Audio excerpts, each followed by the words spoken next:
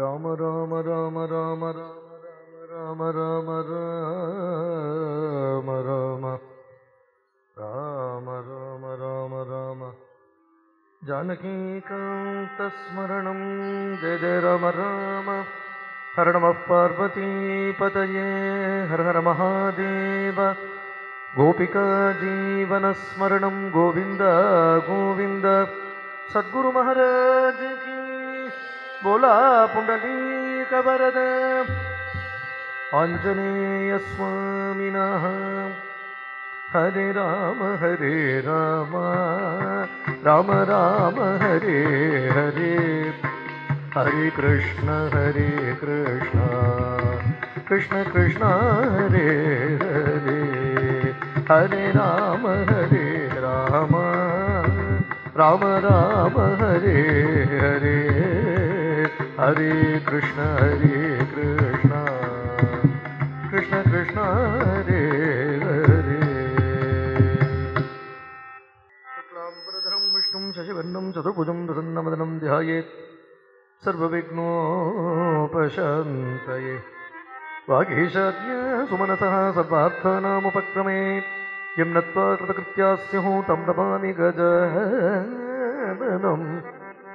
कलये सुन्दराकारं सदैकप्रियदर्शनम् अज्ञाननाशकं देवं सद्गुरु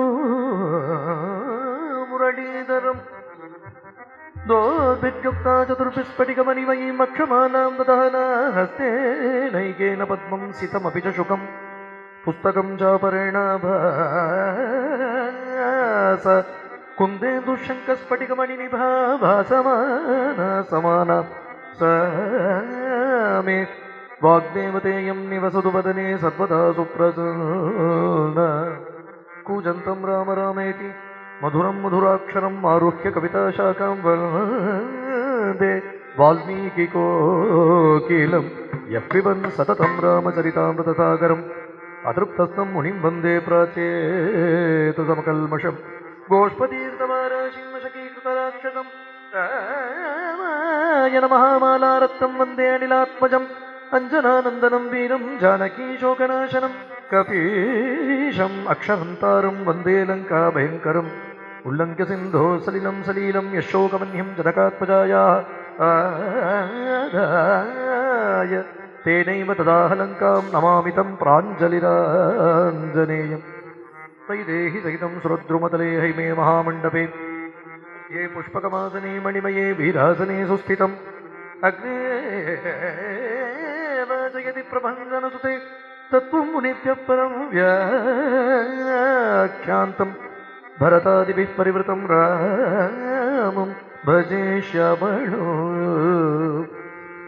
नमोऽस्तु रामाय लक्ष्मणाय देव्यै च तस्यै जनकात्मजायै नमोऽस्तु रुद्रेन्द्रियमानिलेभ्यो नमोऽस्तु चन्द्रार्कमरुद्गणेभ्यः सकृदेव प्रपन्नाय तवास्मीति जयाचते अभयं सर्वभूतेभ्यो ददाम्येतत्प्रतो मम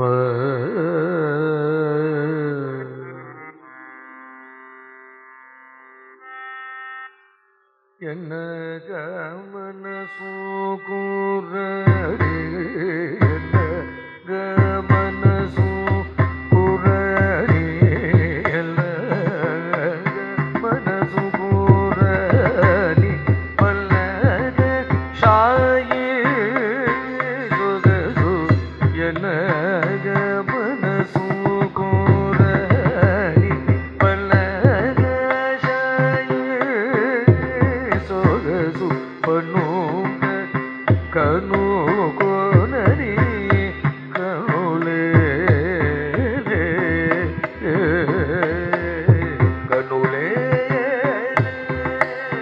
कटी मेनुले सरसिजे मल्ले तुलसी सरसिजे मल्ले तुलसी विरुवहरि पारिजात विरुलचे पूजिन जननी करमुले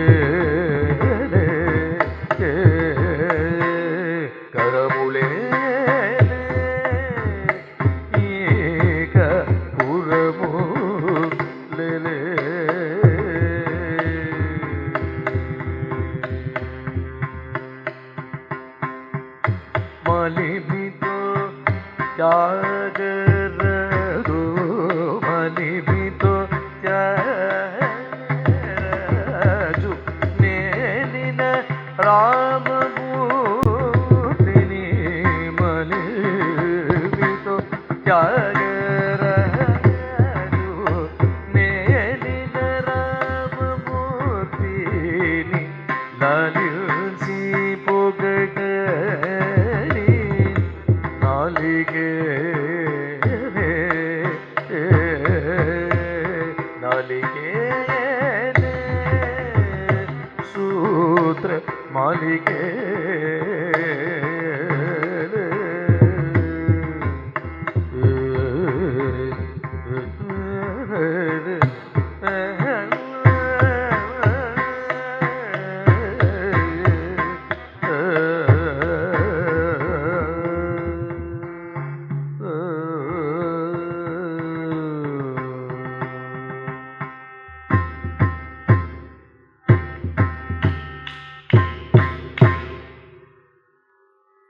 இந்த சரீரத்தை பகவான் நமக்கு அனுகிரகம் பண்ணியிருக்கிறதே பக்தி பண்றதுக்கு தான். அல்லாதபடி லோகத்தில் இருக்கிற விஷயங்களை லோகாயத்தமான அனுபவங்களை அனுபவிச்சுட்டு இருக்கிறதுக்காக கிடையாது. இந்திரியம், புத்தி, மனசு, சித்தம்ங்கிற எல்லாத்தையும் பகவான் கொடுத்துருக்கிறது எதுக்கு அப்படின்னுட்டா. இதெல்லாம் புஷ்பங்களா கொடுத்துருக்கும். நமக்கு ஜென்மாவையும் கொடுத்து புஷ்பத்தையும் கொடுத்து தன்னை அர்ச்சனை பண்ணும்படியா பகவான் சொல்றான். கண்கள் இருந்தா பகவானை பார்த்துன்னு இருக்கலாம், காதுகள் இருந்தா பகவத் குணங்களை கேட்டுன்னு இருக்கலாம், வாக்கு இருந்தா பகவானுடைய நாமங்களை கீர்த்தனம் பண்ணிட்டு இருக்கலாம், பகவானுடைய குணங்களை பாடின்னு இருக்கலாம், கை இருந்தா கரதாளம் பண்ணிட்டு கீர்த்தனம் பண்ணிட்டு இருக்கலாம், அர்ச்சனை பண்ணலாம், பகவானுக்கு விதவிதமான கைங்கரியங்கள் பண்ணிட்டு இருக்கலாம், சாதுக்களை போய் ஆலிங்கனம் பண்ணிக்கலாம், கால்கள் இருந்ததுன்னா க்ஷேத்ராட்டனம் பண்ணலாம். அம்பரீஷன் தன்னுடைய ஒரு அவயவத்தாலையும் பக்தி பண்ணிட்டு இருந்தான்னு பாகவதம் சொல்றது. கரூஹரேர் மந்திரமார்ஜனாதிஷோ ஸ்ருதிம் சகாரு அச்சுத சத்கதோதயே முகுந்த லிங்காலய தர்சனே திருஷோ தத் பிரத்யகாத்திர ஸ்பர்ஷேங்க சங்கமோ கிரானந்த தத்பாத சரோஜ சௌரவே ஸ்ரீமத் துலஸ்ய ரசனாம் ததர்ப்பிதே. ஒரு அவயவமும் பக்திக்காக தானே. ஒரு கால் கண்ணு இருந்தும் பகவான பார்க்கலைன்னா அது கண் இல்லையாம். நயனே நராணாம் பாகவதம் சொல்றது. மயில் கண் வேஷ்டின்னு ஒரு வேஷ்டி உண்டு, இல்ல மயில் பீலியில கூட அழகான கண்கள் உண்டு. அந்த கண்களால அலங்காரமா இருக்குமே தவிர அந்த கண்ணால் ஒரு பிரயோஜனம் இல்லை. ஒரு கால் இந்த கண்ணால நீ பகவானை பார்க்கலைன்னா அந்த கண்ணு மாதிரிதான் இது. ஏன்னா ஓட்டையா இல்லாம இருக்கிறதுக்கு ஒரு அடைச்சு வச்சிருக்க, அவ்வளவுதான். அப்படி நடந்து போனா ரோட்ல பைசாச்சம்னு ஓடி போயிடுவா இல்லையா. இங்க ஓட்டையா இருந்ததுன்னா ஏதாவது ஒண்ணு அங்க உள்ள இருந்ததுன்னா ஒரு மாம்சம் இருந்ததுன்னா அவ்வளவுதான் பிரயோஜனம் இருக்கு. ஒரு கால் இந்த கண்ணு இருந்தும் என் அமுதினை கண்ட கண்கள் மற்றொன்றினை காணாவேன்னு ஆழ்வார், திருப்பான ஆழ்வார் ஸ்ரீரங்கத்திலேயே இருந்து பெருமாளை பார்க்க முடியல வரால. ரொம்ப நாளா தவிச்சுருந்த அந்த நாள்ல இருந்த கட்டுப்பாடுகள் அவளை உள்ள விடல வர. ஆனா சரி, நமக்கு அதுக்கும் ஸ்நான பிராப்தி இல்லை, நம்ம காரியத்தை நம்ம பார்ப்போன்னு இல்லை, தவிக்கணும், தாபப்படணும். நந்தனார் எப்படி தாபப்பட்டாரோ அதுபோல தாபப்படணும். அதுபோல தாபப்பட்டுட்டே இருந்தார் திருப்பான ஆழ்வார். அம்மா மண்டப படித்துறை உண்டே ஸ்ரீரங்கத்தில், அம்மா மண்டப படித்துறையில நின்று அழுவர். அரங்கா அரங்கப்பிரபோ, இந்த ஊர்ல இருந்துட்டு உன்னை என்னால பார்க்க முடியலையேப்பா, உன்னை சேவிக்க முடியாம இருக்கேனேன்னு கதறுவர். தாபம் தானே பக்தி. பகவான் தான் அந்த தாபத்தை கொடுக்கவும் கொடுப்பான், அந்த தாபத்தை வளர்க்கவும் வளர்ப்பான், அந்த தாபத்துக்கு தன்னையே கொடுக்கவும் கொடுப்பான். தாபந்தான் பக்தி. ஒரு நாள் தனக்கு பூஜை பண்ணக்கூடிய லோகசாரங்க முனி அப்படிங்கிற ஒரு பெரியவர், பெருமாளை தொட்டு கைங்கரியம் பண்ணக்கூடியவர் அவர். அவரிடத்துல பெருமாள் ஆவேசிச்சு பேசினார். என்னுடைய பரமபக்தன் அங்க தாப்பப்பட்டு இருக்கான், அவனை தோள்கள்ல எழுந்துருள பண்ணிட்டு சன்னதிக்குள்ள கூட்டிட்டு வா. லோகசாரங்க முனிங்கிற பெரியவர் திருப்பானாழ்வார். எப்படி சிதம்பர தீட்சிதர்கள் எல்லோரும் நந்தனார பூர்ண கும்ப மரியாதையோட திருநாளை போவார், நாயனார உள்ள அழிச்சுட்டு போனாரோ அதே போல அங்க ஒரு சரித்திரம், இங்க ஒரு சரித்திரம். லோகசாரங்க முனி தன்னுடைய திருத்தோள்கள்ல திருப்பானாழ்வாலை எழுந்தருள பண்ணி உள்ள அழிச்சுட்டு வரார். 10 பாசுரம், அமலநாதிப்பிரான்னு 10 பாசுரம். கொண்டல் வண்ணனை கோவலனாய் வெண்ணை உண்டவாயன் என் உள்ளம் கவர்ந்தானே அண்டர்கோணு அரியரங்கன் என் அமுதினை கண்ட கண்கள் மற்றொன்றினை காணாவே. இந்த அமுதத்தை பார்த்துட்டு இந்த கண்கள் இனிமேல் இந்த லோகத்தை பார்க்காது, அவ்வளவுதான். அப்புறம் பெருமாளோட அப்படியே கலந்துட்டார்னா சரீரம் கீழே விழுந்தது, ஆத்மா கலந்ததுன்னு இல்லை, சரீரத்தோட கலந்தார். பெருமாள் அப்படியே, ஏன்னா எத்தனை நாம சங்கீர்த்தனம் பண்ணியிருப்பார், எத்தனை மேனி செலுத்திருக்கும், எத்தனை ஆனந்த பாஷ்பம் விட்டிருப்பார், அந்த சரீரத்துல எத்தனை பாவோத்ரேகங்கள் ஏற்பட்டிருக்கும். அதனால பெருமாள் சரீரத்தோடு எடுத்துக்கிறார் இந்த பக்தாளெல்லாம். எதுக்கு சொல்ல வரேன், அப்படி பார்க்கணும், பார்த்தா அப்படி பார்க்கணும். நீலமேனி ஐயோ, ஆழ்வார்கள்லாம் கதறத பார்த்துட்டா அந்த அர்ச்சாவதார திருமேனியை தான் பார்க்கறா. ஆனா என்னமோ பண்றதே, சங்கு பற்றி அச்சோ அப்படிங்கிற. நாகப்பட்டினத்துல இருக்கக்கூடிய சௌந்தரராஜ பெருமாளை பார்த்துட்டு திருமங்கை ஆழ்வார் சொல்றாரு, சங்கு பற்றின்னு இருக்கான், அந்த சங்கு பற்றி அவன் நிக்கிற அழக பார்த்துட்டா அச்சோ அப்படிங்கிற. பார்க்கணும்னா அப்படி பார்க்கணும், அதுக்குதான் கண்கள். அதைத்தான் இங்க தியாகராஜர் சொல்றார், பண்ணுக கனுகோனே கனுலேலே கனுலேலே கட்டி மின்னுலே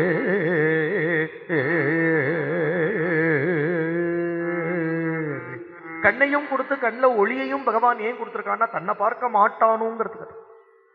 காதுல நிறைய இந்த காதை தொன்ன மாதிரி கொடுத்துருக்கார், கர்ண புட்டம்ங்கிறது பாகவதம். நிறைய நிறைய உள்ள திணிச்சுக்கலாம். இவா பாகவதம் சொல்றா, வா ராமாயணம் சொல்றா இல்லையா, இவா சீதா கல்யாணம் சொல்றா, வா ருக்மிணி கல்யாணம் சொல்றா, வா பிரகலாத சரித்திரம் சொல்றா, வா துருவ சரித்திரம் சொல்றா. கேட்டு கேட்டு கேட்டு மாளாது, கேட்டு கேட்டு கேட்டு அந்த ரசத்தை அப்படியே வாங்கி காதுக்குள்ள பூத்தி பூத்தி ஹிருதயத்துல தேக்கி வச்சுக்கணும். அதுக்காக தான் இந்த காதை இப்படி கொடுத்துருக்கான் பகவான், புட்டமா கொடுத்துருக்கான்னு பாகவதம் சொல்றது. ஒரு காது இந்த காதால பகவானுடைய குணங்களை கேட்கலைன்னா அது நண்டு வாழற பொந்துக்கு சமானம்ங்கிறது. விலேபதோருக்கிரம விக்ரமானே ந ஸ்ருண்வதோ கர்ணபுட்டேகை.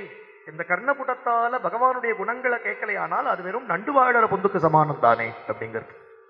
கைகளை எதற்கு கொடுத்துருக்கானா தியாகராஜர் சொல்றார், இந்த நீலமேக சியாமல ரூபத்தோட பகவான் ஒரு கால் நம்ம முன்னாடி ஆவிர்வம் ஆனால் இந்த கைகளால் அவனை போய் ஆலிங்கனம் பண்ணிக்கலாமே, அதுக்குத்தான் கட்டுக்கோணி அப்படிங்கிறார். அந்த நீலமேக சியாமல ரூபத்தை அப்படி போய் ஆலிங்கனம் பண்ணிக்கிறதுக்காக தான். எப்படி ஆஞ்சநேயர் போய் ராமரை ஆலிங்கனம் பண்ணிட்டாரோ, ராமரும் ஆஞ்சநேயரை ஆலிங்கனம் பண்ணிட்டாரோ, அதற்குத்தான் கைகள் கொடுத்துருக்காங்க. நாக்கு எதற்கு அப்படின்னுட்டா, லாலிஞ்சி புகழி நாளிகேலே சூத்திர மாளிகே. நாக்கால சதா ராமநாமத்தை ஜபம் பண்ணிட்டும், கையில சூத்திர மாலையை வச்சுண்டு நாமசூத்திரத்தை வச்சுண்டு ஜபம் பண்ணிட்டே ராமனை லாலனம் பண்றதுக்கு தான் நாக்காம். கைகள் எதுக்குன்னா சரசிஜ மல்லே துளசி விருவாஜி பாரி ஜாத இத்தனை புஷ்பங்களால ராமனுக்கு அர்ச்சனை. ஒரு கால் அந்த புஷ்பங்கள்லாம் கிடைக்கலன்னா தியாகராஜர் இன்னொரு புஷ்பம் சொல்ற. ஏன்னா இந்த புஷ்பங்கள்லாம் சீசனுக்கு தான் கிடைக்கும். மல்லி ஒரு சீசன்ல கிடைக்கும் இல்லையா, சம்பகம் ஒரு சீசன்ல கிடைக்கும், பாரிஜாதம் ஒரு சீசன்ல கிடைக்கும். எப்பவும் கிடைக்கிற ஒரு புஷ்பம் இருக்கு,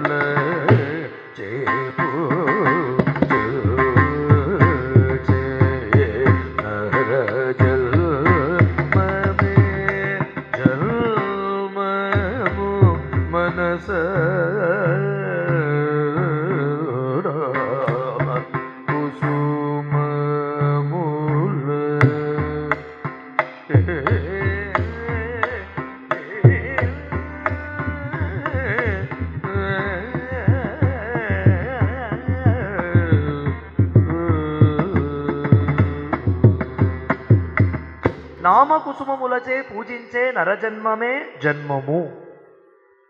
இந்த புஷ்பங்களுக்கெல்லாம் ஒரு கால் வழி இல்லைனாலும் பரவாயில்ல, இந்த புஷ்பங்கள்லாம் வச்சுட்டு தான் பூஜை பண்ணணுங்கிற அவசியம் இல்லை. நாமமே புஷ்பங்கள். அதுவும் பெற சிவராம நாம குசும முல்ல. சிவராமாங்கிற ரெண்டு நாமங்களாலையும் பகவானை பூஜை பண்ணு. ராமனை சிவநாமத்தாலையும் பூஜை பண்ணு, ராமநாமத்தாலையும் பூஜை பண்ணுங்கிறார் தியாகராஜன். இது வாஸ்தவத்தில் பகவன் நாம போதேந்திராளுடைய பகவன் நாம ரசோதயம்ங்கிற சித்தாந்த நாம சித்தாந்த கிரந்தத்துடைய அவதாரிக ஸ்லோகம். போதேந்திராள் சொல்றார், அந்த அந்த அந்த பரவஸ்து எப்படி இருந்ததுன்னா சச்சிதானந்தமா இருந்தது. ஆனா தாம்பாட்டுக்கு பிரம்மமேன்னு இருந்தா இந்த ஜீவன்களை தங்கிட்ட சேர்த்துக்க முடியாதுங்கிறதுனால இந்த ஜீவன்களிடத்துல அனுகிரகம் பண்ணணும், இந்த ஜீவன்களை தன்னிடத்துல இழுக்கணும். அப்படின்னுட்டா தான் ஒரு ரூபத்தை தரிக்கணும். அப்பதான் அந்த ஜீவன்கள்லாம் தன்னை தியானம் பண்ணி தன்னை பக்தி பண்ணி தன்னை அடையுவா. அப்படிங்கிறதுனால சச்சிதானந்த ஸ்வரூபமா இருந்த பரபிரம்மம் ஹரிஹர ரூபத்தை எடுத்துன்னு தான். இது நாம சித்தாந்த ஸ்லோகம். ஆனா ரொம்ப ஆச்சரியமா போதேந்திராள் சொல்றார், அந்த ரூபத்தை எடுத்துண்டும் போறல அப்படின்னு. இதுதான் ஆச்சரியம். அபர்யாப்தம் ரூபம். இது எப்படி இருக்கு பாருங்க. சச்சிதானந்தமா இருக்கக்கூடிய அந்த பரவஸ்து ரெண்டு ரூபங்களை தரிக்கிறதே எதற்கு அப்படின்னுட்டா நம்ம அவனை உபாசனம் பண்ணி அடையணுங்கிறதுக்காக. ஆனா ரூபத்தை எடுத்துண்டும் போறலை. அதனால அந்த பரமாத்மா என்ன பண்ணினார்னா ஹரிஹர நாமத்துக்குள்ள பிரவேசிச்சு விட்டார். என்ன ஸ்லோகம் அதெல்லாம், துணிஞ்சடிச்சு ஒரு ஸ்லோகம். நாம சித்தாந்தம் அப்படி பண்ணியிருக்கா. அதனாலதான் அவளை திருப்பி திருப்பி திருப்பி திருப்பி நாம சாம்ராஜ்ய பதபர்த்தாரம்னு அவளை விழுந்து சேவிக்கிறோம். இன்னைக்கு அந்த பெரியவா அப்படி சித்தாந்தம் பண்ணி வைக்கலன்னா தைரியமா இன்னைக்கு நாம சங்கீர்த்தனம் பண்ணிட்டு இருப்போம். நம்மளாம் எந்த தைரியத்துல பண்ணுவோம்? யோகம் பண்ணாதான் மோட்சம், வேதாந்த விசாரம் பண்ணினாதான் மோட்சம் இல்லையா? யமனியம ஆசனம் பிராணாயாம பிரத்யாகாரம் பண்ணாதான் மோட்சம்னா ஒருத்தம் போக முடியாது மோட்சத்துக்கு. நமக்கு இருக்கிற வைராக்கியத்துக்கும் நமக்கு இருக்கிற விவேகத்துக்கும் இல்லையா, நமக்கு ரசத்துல துளி பெருங்காயம் பொருள்னா உள்ள போக மாட்டேங்கிறது. நம்ம பேச முடியுமோ ஞானத்தையும் வைராக்கியத்தையும்? ஆக எப்படி ஒரு சித்தாந்தம்! அதே விஷயத்தை உள்வாங்கிட்டு அத்தனை சித்தாந்த கிரந்தங்களையும் உள்வாங்கிட்டு படின கீர்த்தனம். போதேந்திராளுடைய நாம சித்தாந்தம் முழுக்க தியாகராஜ கீர்த்தனங்கள்ல இருக்கு. அதனாலதான் இங்க போதேந்திராள் என்ன விஷயத்தை பிரஸ்தாபிக்கிறாளோ அதைத்தான் தியாகராஜரும் பிரஸ்தாபிக்கிறார். வர சிவ ராம நாம குசுமமுலச்சே பூஜிஞ்சே நரஜன்மமே ஜன்மமும். ஹரிஹர நாமத்துக்குள்ள அந்த பரமாத்மா பிரவேசிச்சுட்டார். அவரே ஹரிநாமத்திலையும் இருக்கார், ஹரநாமத்திலையும் இருக்கார். அந்த பரமாத்மா தான் ராமன். அதனால அவனை சிவநாமத்தாலையும் பூஜை பண்ணு, ராமநாமத்தாலையும் பூஜை பண்ணு. ரெண்டு நாமமும் ராமன் இடத்திலேயே போய் சேரும் அப்படின்னு சித்தாந்தம்.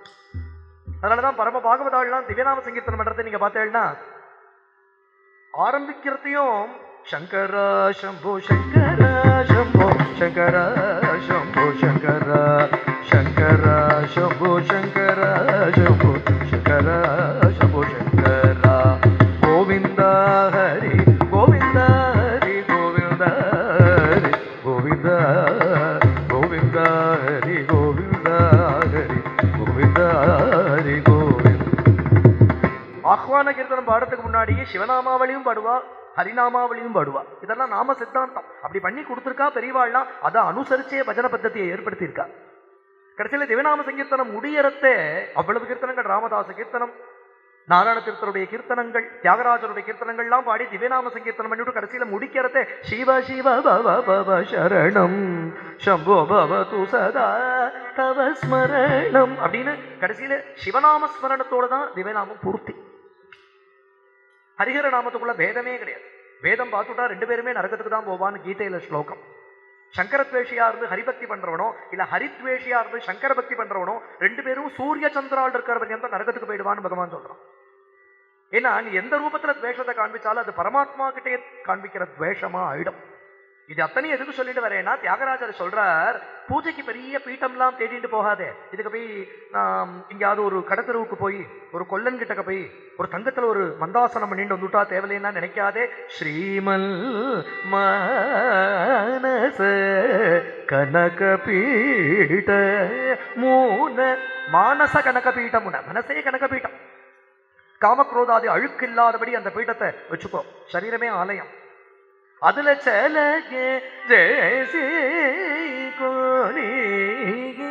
அதுல ராமனை எழுந்தருள பண்ணு.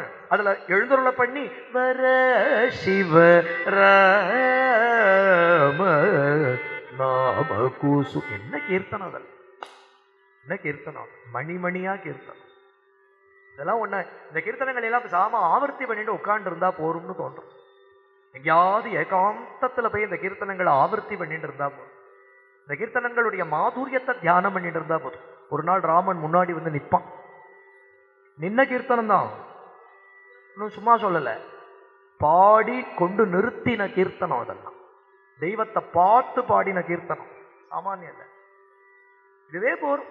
இப்படியே பாடிட்டு இருந்தா ஒரு நாள் இப்படி கபாலம் வெடிச்சு கிளம்பிடலாம். வேற என்ன வேண்ட கிடக்கு? யாரை ப்ளீஸ் பண்ணணும் இந்த லோகத்துல? நீ என்ன வேணும் நமக்கு? அப்படியே ஒரு நாள் கலந்து கரைஞ்சு போயிடணும் அந்த சத்தியத்தோட. இந்த கீர்த்தனம் கூட்டின்னு போயிடும். கூட்டின்னு போயிருக்கு. இவெல்லாம் போனவாதான் வழி காமிச்சிருக்கா நமக்கெல்லாம். அழகழகான கீர்த்தனங்கள். சீதா கல்யாணம் ஆகி 4 திவ்ய தம்பதிகளோட தசரதர் திரும்புறார், அயோத்திக்கு திரும்புறார். என்ன ஆனந்தம் இருக்கும் நினைச்சு பாரும். சாட்சாத் ஸ்ரீ வரா கூட. ஸ்ரீதனம்னு ஒண்ணு தனியா வர வேணுமா? இல்ல, இங்க ஸ்ரீதனம்னு ஒண்ணு தனியா வேணுமா? ஸ்ரீயே தனம். இங்க இக்ஷ்வாக்கு வம்சத்துக்கு தனமா வரா, அவளே வரா. இக்ஷ்வாக்கு வம்சத்துல அயோத்திக்குள்ள தாயார் பிரவேசிக்க போறா. அப்படிங்கிறது ஸ்ரீக்கு என்ன தனியா ஒரு ஸ்ரீதனம் வேண்டது? அவளே தனம். அவளுடைய பிறந்தா ரொம்ப பெரிய ஆள் இல்லையா? அவள் பார்க்கடல்ல இருந்து ஆவிர்வமானவள், க்ஷீராப்தி புத்திரி. அவ பிறந்த கிரகத்துல இருந்துதான் கல்பக விருட்சம் வந்தது, காமதேனு வந்தது, உச்சைஸ்வரசுங்கிற குதிரை வந்தது, அப்சரஸ்திரிகள் வந்தா, சந்திரகலை வந்தது, கௌஸ்துபமணி வந்தது. இதெல்லாம் அவ பிறந்தாத்தோட பெருமை, பார்க்கடலுடைய பெருமை. அவள் தான் இப்ப சீதையா அவதாரம் பண்ணியிருக்க இல்லையா? அவள் இருந்தா அங்க ஸ்திரமா ஒரு ஐஸ்வர்யம் இருக்கும். ஸ்திரதர சம்பதா ஸ்ரீராம்புதி தனயம் ஸ்திரதர சம்பதா ஸ்ரீராம்புதி தனயம் ஹரிவஞ்ச சலலயம் ஹரிணீம் சரணகிசலயம் ஹரிவஞ்ச சலலயம் ஹரிணீம் சரணகிசலயம் ஹரகமலதృతகுவலயம் ஹரகதமணிமயவலயம் ஹரிவஞ்ச சலலயம் ஹரிணீம் சரணகிசலயம் ஹரகமலதృతகுவலயம் ஹரகதமணிமயவலயம் ஹிரண்மயே லக்ஷ்மீம் சதா பஜாமி ஹீனமானவாஸ்ரயம் த்யஜாமி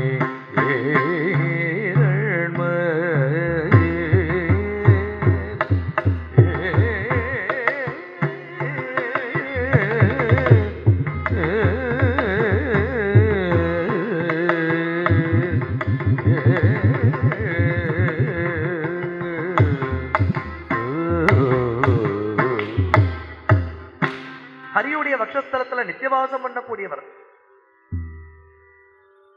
பகவானுக்கும் அவளுக்கும் பிரிவுங்கிறது கிடையவே கிடையாது. ஏக தத்துவமா இருக்கக்கூடியவா. க்ஷீராப்திலையும் ஏக தத்துவமா இருப்பா, வைகுண்டத்திலையும் ஏக தத்துவமா இருப்பா, அவதாரத்திலையும் ஏக தத்துவமா இருப்பா. விடமாட்டா பெருமாளை இவள், ஒரு க்ஷணம் விடமாட்டா. அதனாலதான் அனபாயினின்னு பேர். அகலில்லேன் இறையும் என்று அலர்மேல் மங்கை உரை மார்பா. இறையும்னா அந்த ஒரு இறை பொழுது, ஒரு மைன்யூட்டஸ்ட் ஆஃப் ஒரு செகண்ட் கூட பெருமாளும் தாயாரும் பிரியறதில்லை. ஏக தத்துவமாவே இருக்கிறவன், அதை பிரிச்சுட முடியாது. அப்படிப்பட்ட தாயார் அவள் இருந்தா என்ன சம்பத்து இருக்கும்னா, ஹரிபக்திங்கிற சம்பத்து இருந்துடும் அந்த இடத்துல. அங்கதான் ஸ்திரவாசம் பண்ணுவள் அவள். பாக்கி இடங்கள்ல எல்லாம் அப்படியே ஓடி போயிடுவோம்.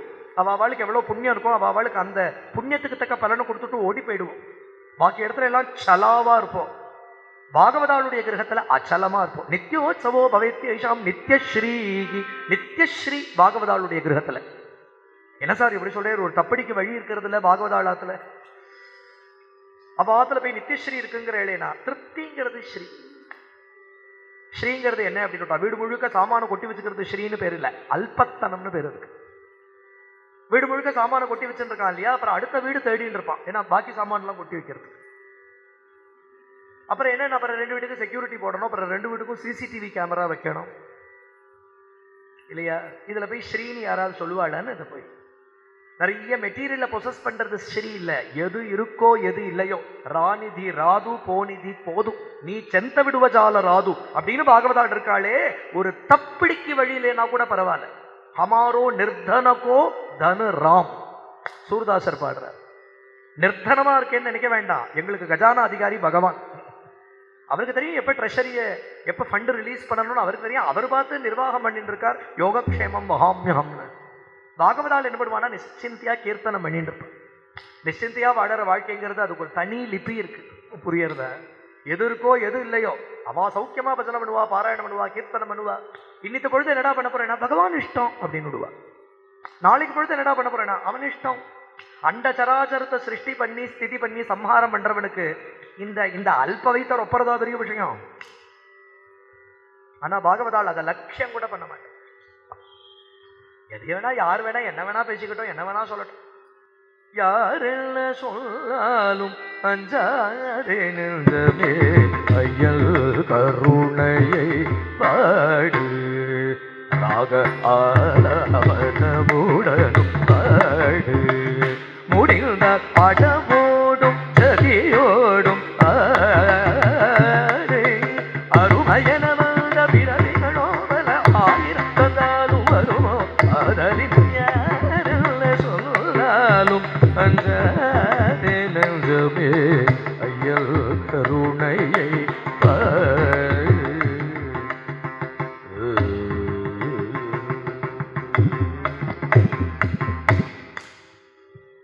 அப்படி இருப்பா பாகவதாள். கூத்துக்காவோட கீர்த்தனம் யாரோ என்னவோ சொல்லிட்டு போற.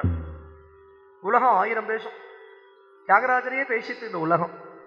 என்ன பழைக்க தெரியாதவனா இருக்கேடா, உங்க அண்ணா ஜெபேசன் எப்படி இருக்கான் பத்தியா, எப்படி சங்கீதம் பாடுறார், எப்படி ஜோசியம் பார்க்கிறார், எப்படி பரிகார ஹோமங்கள்லாம் பண்ணி வைக்கிறார், எப்படி சம்பாத்தியம் பண்ணி கொண்டு கொடுக்குறாரு ஆத்துக்கு.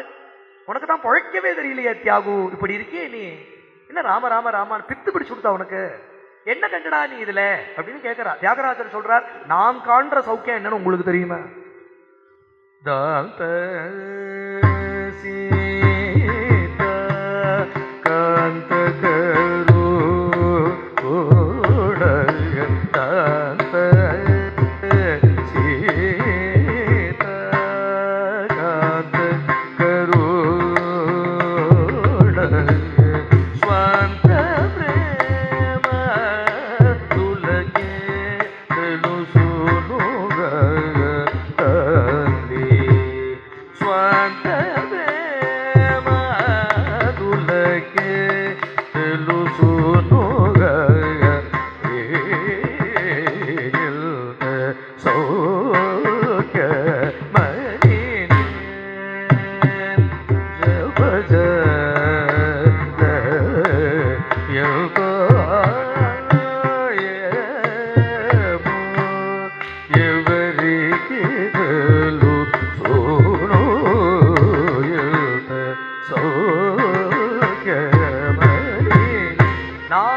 சௌக்கியம் என் சௌக்கியம். இந்த சௌக்கியம் நான் என்ன சௌக்கியத்தை அனுபவிச்சுட்டு இருக்கேங்கிறது பரமேஸ்வரனுக்கு தெரியும். கைலாசவாசியா இருக்கிற பரமேஸ்வரனுக்கு தெரியும். சுக சௌனக நாரதாதி பாகவதாளுக்கு தெரியும். அவ அனுபவிக்கிற ஆனந்தமும் நான் அனுபவிக்கிற ஆனந்தமும் ஒண்ணு. இது என்னங்கிறது இதோட லெவலேஷன் கூட உங்களுக்கு எல்லாம் புரியாது. ஹிருதயத்துல சதா சர்வ காமம் குரோதம் லோபம் மதம் ஆச்சரியம் சம்பாத்தியம் கல்யாணம் குழந்தை காட்சி சீமந்தம் எதுக்கு எடுத்தாலும் ஒரு பருப்பு தேங்காய் பாயசம் இப்படின்னே ஓடிட்டு இருக்கிற ஜனங்களுக்கு நான் அனுபவிக்கிற ஆனந்தம் என்னன்னு புரியுமா, லவம் புரியுமா? இன்னொன்னு என்ன நம்புன்னு நான் ஒன்னும் சொல்லலையே, என்ன பித்துக்குள்ளின் தாராளமா சொல்லிக்குவாங்க. யாரு கிட்டக்க வரமாட்டேன், மேல விழுந்து பிடுங்க மாட்டா. இது பைத்தியம்ட்டு போயிடுவாளோ இல்லையோ, அவா பாட்டுக்கு நிம்மதியா அவா ஆனந்தத்துல தெளிச்சுன்னு இருப்பா. இன்னொன்னு, என்ன ஆனந்தம் என்னன்னு உனக்கு தெரியணும்னா ஹிருதயத்துல கொஞ்சமான பிரேம இருக்கணும். ஸ்வாந்த பிரேமாதுலகே தெலுசு. ஸ்வாந்தம்னா அந்தக்கரணம். இந்த அந்தக்கரணத்துல ராமனுக்காக அந்த சித்தம் உருகணும், ஏங்கணும், தவிக்கணும். அது கௌசல்ய போல இருக்கணும், தசரதரை போல, பரதனை போல, சுக்ரீவனை போல, ஹனுமான போல. அப்படி அந்த சித்தம் ராமருக்காக துடிச்சதுன்னா உனக்கு ஒரு கால் புரியலாம். என்னன்னா என் சௌக்கியம் என்னன்னு புரியும். இல்லைன்னா என்ன புரியும் உனக்கு? பக்தாள் அனுபவிக்கிற ஆனந்தம் எங்கேயோ இருக்கு. நம்மள மாதிரி நம்ம பக்கத்துல உட்காந்து நம்மளோட பேசுறா பழகிறா, நம்மள மாதிரி 2 கை 2 கால் தான் இருக்குங்கிறதுனால காக்காயும் கருடனும் ஒன்னும் ஆயிடாது. காக்கா பக்கத்துல தான் கருடனும் உட்காந்துருக்கோம் வயல் வரப்புல. காக்கா நினைச்சுட்டு இருக்கோம் நம்மள மாதிரி ஒரு பட்சின்னு நினைச்சுட்டு இருக்கோம். அடுத்த நிமிஷம் கருடன் பறக்கிற ஒசரத்துக்கு காக்கா பறக்குமா? பக்தாள் எங்கேயோ கிளம்பி போயிடுவா, சிதாகாசத்துக்கு போயிடுவா. நம்மளால போக முடியுமா? அது விஷயம். தசரதற்கு பரமானந்தம். 4 திவ்ய தம்பதிகளையும் அழிச்சண்டி பெரிய ரதத்துல வந்துட்டு இருக்கிற சமயத்துல ஒரு சில துர்நிமித்தங்கள் கண்ணுக்கு தென்படுறது. கல்யாணம் பண்ணிட்டு இப்பதானே வந்துட்டு இருக்கோம், அதுக்குள்ள என்னடா துர்நிமித்தங்கள்னு பாக்குறார். வசிஷ்டர் சொல்றார், துர்நிமித்தங்களும் தெரியறது, ஒரு சில சுப சூச்சனங்களும் தெரியறது. அப்படின்னா என்ன அர்த்தம்? ஒரு சிரமம் வரப்போறது, ஆனா அந்த சிரமமே சௌக்கியமா மாறவும் போறது. கவலைப்பட வேண்டாம்னு சொல்லிட்டு இருக்கிறதையே புயல் வேகத்துல பரசுராமர் வந்தார். யார் அந்த ராமன் அப்படின்னு சொல்லிட்டே வர்றார். கையில வேற பரசு எடுத்துன்னு வர்றார். கோடாரின்னு பேர் பரசுக்கு. ஜமதக்னிங்கிற ரிஷியுடைய பிள்ளை இவர். இவரே அவதாரம் தானே. பரசுராமர் ஒரு அவதாரம் தானே, ராமர் ஒரு அவதாரம் தானே. ஒரே டைம்ல 2 அவதார புருஷால் ஒருத்தர் பாத்துக்கிறார். 2 பேருமே விஷ்ணுவோட அம்சம்தான். எல்லோரும் மூர்ச்சையாகி விழுந்துட்டார். எல்லோருமே மூர்ச்சையாயிட்டா. ஏன்னா அவர் வந்த வேகத்தை பார்த்தா என்ன நடக்க போறதுன்னு தெரியல.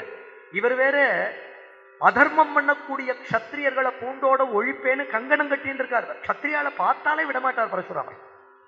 3 முறை பூமியை பிரதட்சணம் பண்ணி 21 தலைமுறை க்ஷத்திரியால வதம் பண்ணிட்டு கடைசியில அந்த ரத்தம் தோய்ந்த கோடாரியை கொண்டு போய் குருக்ஷேத்திரத்துல ஒரு தீர்த்தத்துல முக்கினார். அதுக்குதான் சமந்த பஞ்சகம்னு பேர். அந்த தீர்த்தம் இன்னைக்கு இருக்கு குருக்ஷேத்திரம். அதோட அவருடைய அந்த ஆவேசம் முடிவடைந்தது. அதுக்கப்புறம் தபசுக்கு போயிட்டார். இன்னும் தபஸ் பண்ணிட்டு இருக்கார் பரசுராமர். இப்ப கூட அதர்மம் நடந்ததுன்னா கோடாரி எடுத்துன்னு வந்தாலும் வந்துடுவார். இருக்கார். அவள்லாம் நித்திய சிரஞ்சீவிகள்ல ஒருத்தர் அவர். இன்னும் இருக்காரு. பரசுராமர் இப்படி வந்த உடனே யார் அந்த ராமன் கேட்டு வந்தார். பிரபுதான் நின்று இருக்கார். பிரபு சொன்னார், அடியேன் தான் இந்த ராமன். ஓஹோ, உன்னுடைய புகழதான் 3 லோகங்கள்லயும் இப்ப பேசிட்டு இருக்காளோ, நீதான் அந்த சிவதனுர்பங்கம் பண்ணினவனோ அப்படிதான் சொல்லிக்கிறா அப்படின்னார் இவர். என்ன பெரிய சிவதனுர்பங்கம் பண்ணிவிட்டே நீ?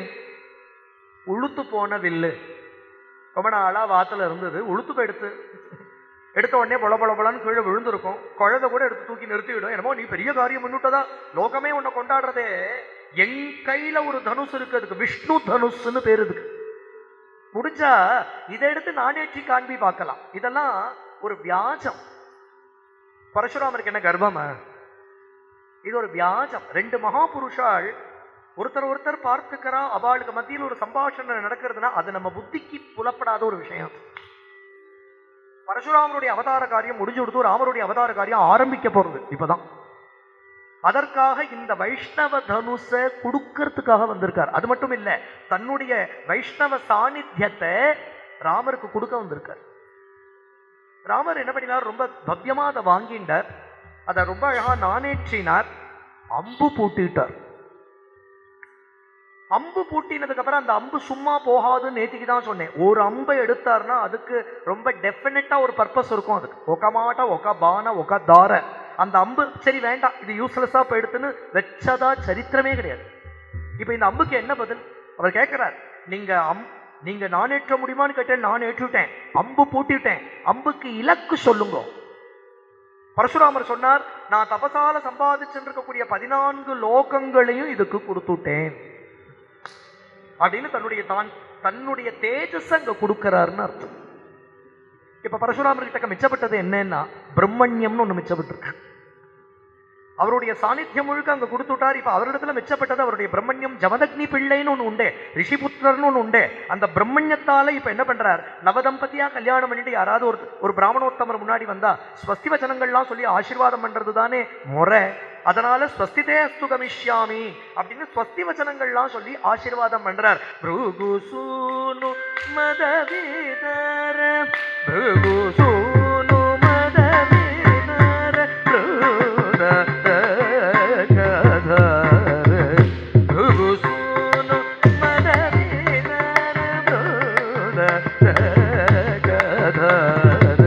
ரகுவீர பிரணதீர குமார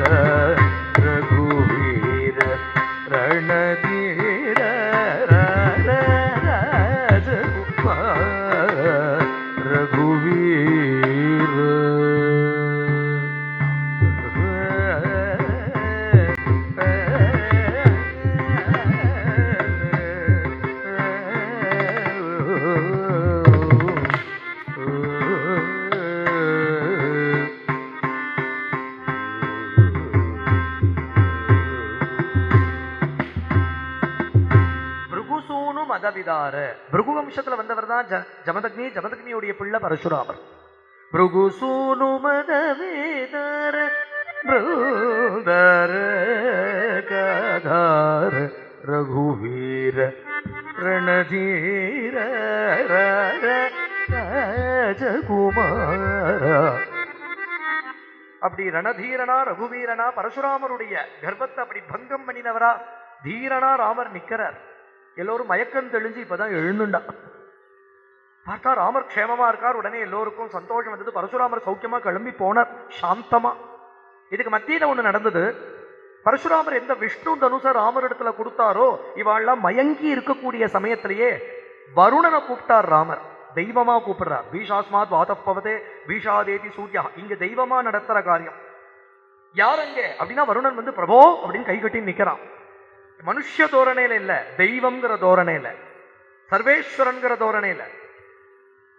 வருணனை பார்த்து இந்த விஷ்ணு தனுசை கொடுத்து அவதாரத்துல எப்போ எனக்கு இந்த தனுசு என் கையில வந்து சேரணுமோ அப்ப இத என் கையில சேர்த்து விடுற பொறுப்பு உனக்கு அப்படின்னு கொடுத்துட்டு போயிட்டு இதை அகஸ்தியர்கிட்ட கொடுத்து வைக்கிறான் வருணன்.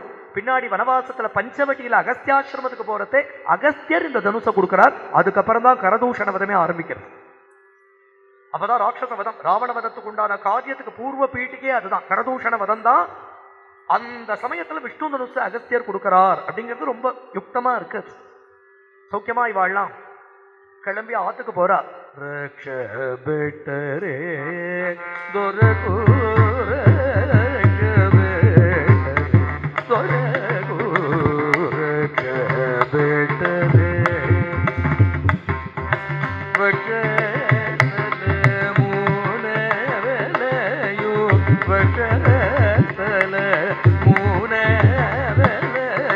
லக்ஷ்மி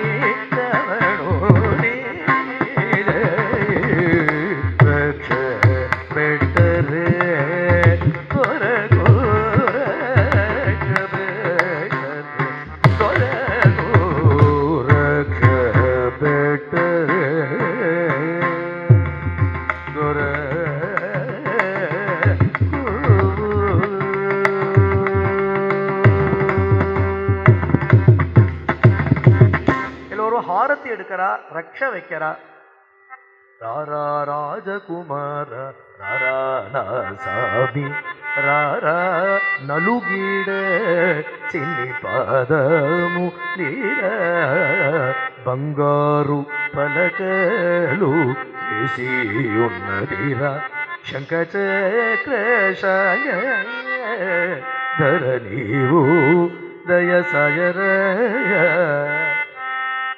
எல்லோரும் கௌசல்யா சுமித்ரா கைகேயி மாதாக்கள்லாம் குழந்தைகளை உள்ள அழைச்சு அவளை ஊஞ்சலாட்டி பால் பழம் கொடுத்து நலுங்கிட்டு 4 பிள்ளைகள் 4 பெண்கள். இதெல்லாம் நாட்டு பொண்ணுன்னா நாட்டு பொண்ணு பொண்ணே தான், பொன் தானே. 4 பொன் குழந்தைகள் இல்லைங்கிற கவலையே இல்லை. அவள் 4 பொன் குழந்தைகள், அதுவும் எல்லாம் 6 வயசு 7 வயசு கல்யாணம் அறுத்து அண்ணா குஞ்சலை வச்சு பின்னி பட்டுப்பாவாடை கட்டி தாழங்குண்டை வச்சு பின்னி விட்டு ராக்கொடியெல்லாம் வச்சு சூரிய பிரப சந்திரபிரபையெல்லாம் வச்சு அதுதான் செல்வச் சிறுமீர்கள்னு சாயங்கால வேளையில விளக்கேற்றின சமயத்துல இந்த குழந்தைகள்லாம் ஆத்துல அப்படி இப்படி உலா வந்துன்றதுதான் மகாலட்சுமி சஞ்சாரம் போல இருக்கும். மகாலட்சுமியே தான் சஞ்சாரம் பண்றா. இங்க சாதாரணமாவே மகாலட்சுமி சஞ்சாரம் தான். இங்க சீதாலட்சுமியே 4 ரூபத்துல, ஏன்னா பெருமாள் எப்போ 4 ரூபத்துல வந்திருக்காரோ அது போல மகாலட்சுமி 4 ரூபங்கள்ல பெருமாளுக்கு கைங்கரியம் பண்றான்னு அர்த்தம். 4 பேருமே பகவானே தானே.